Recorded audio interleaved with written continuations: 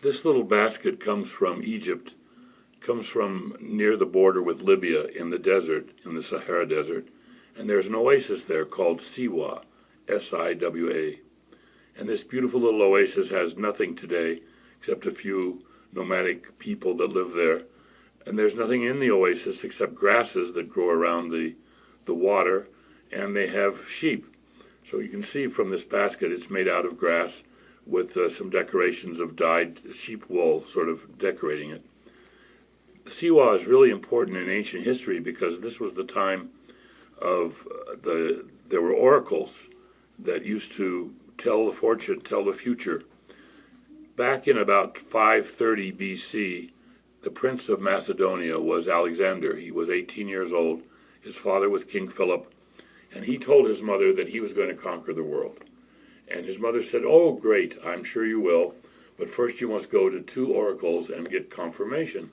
So he went to the oracle at Delphi, which is in Greece, and the oracle there, the fortune teller, said, "Yes, you will rule the world." And his mother said, "Well, but you must now go to Siwa, because that's where the ancient land of Egypt has their oracle." So he crossed the Mediterranean and went to Siwa and met the oracle, and the oracle said, "Yes, you will rule the world, but first you must rule Egypt. And to rule Egypt, you must declare yourself Pharaoh." And up to this time, for the past 500, 600 years, Egypt had been ruled by Persians, and the pharaohs were Persian. Well, Alexander declared himself to be Pharaoh. He crowned himself as Pharaoh of Egypt at age 19, and he ruled Egypt for 1 year. He established the dynasty of the Ptolemies, the Ptolemaic dynasty, which lasted for about 600 years, and he was the first of the pharaohs. The last, of course, was Cleopatra the Seventh, who committed suicide when she couldn't have her love with Mark Antony and Julius Caesar, and this caused the Roman conquering of Egypt, who then ruled Egypt for the next 400 or 500 years as a Roman colony. In the meantime, Alexander, when he was Pharaoh, raised an army in Egypt, raised more armies in Macedonia, and began his conquering of the world, and marched all across Asia, all the way into India, and back again. And he died at age 32, so he was marching for about 8 years.